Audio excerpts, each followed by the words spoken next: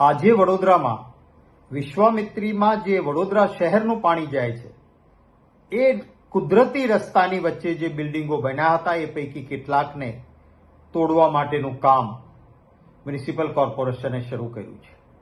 મારે કહેવું છે, આતે બહોત દેર કર દી સાહબ આપને. જો તમે જાણતા હતા કે આ ગેરકાયદેસર બિલ્ડિંગો છે, વડોદરા શહેરનું પાણી વિશ્વામિત્રીમાં જાય છે અને આ રોકે છે, તો આજ સુધી કેમ તમે નહીં તોડ્યું? બીજો મારો સવાલ છે કે જે અગોરા મોલના ક્લબ બિલ્ડિંગને તમે આજે તોડી રહ્યા છો, તો શું બાકીનો અગોરા મોલ છે એ બધો કાયદેસર માનો છો? લોકો તો કહે છે કે આખો એ અગોરા મોલ જ ગેરકાયદેસર છે. તો શું આપણે માત્ર ક્લબ હાઉસને તોડીને સંતોષ માનવા માંગીએ છીએ?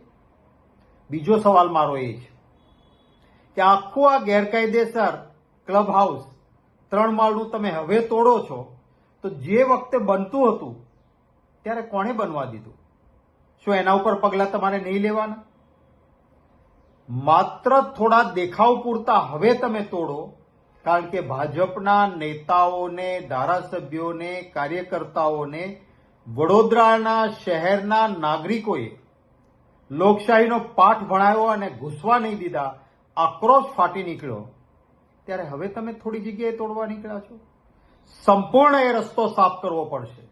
અને આ જ કામ જો તમે વહેલા કર્યું હોત તો વડોદરા જે પાણીમાં ડૂબ્યું, નદીઓમાંથી મગરો શહેરમાં ઘૂસ્યા, એ ન થયું હોત. સ્વીકાર કરો આ વાતનો, કારણ કે હવે તમે તોડો છો એનો અર્થ તો સાબિત થઈ ગયો, નક્કી જ કે આ ગેરકાયદેસર હતું. હવે તોડો છો એનો અર્થ સાબિત થઈ ગયો કે આ નદીમાં પાણી જે વહેણ જતું હતું એના આ આડસરૂપ હતું એ હતું. પણ છૂટમૂટ તોડીને સંતોષ નહીં માનતા. આખો મોલ ગેરકાયદેસર હોય તો ક્લબ હાઉસને તોડીને સંતોષ નહીં માનતા. પૂરો રસ્તો સાફ કરવામાં આવે એવી ગુજરાત સરકારને વિનંતી કરું છું.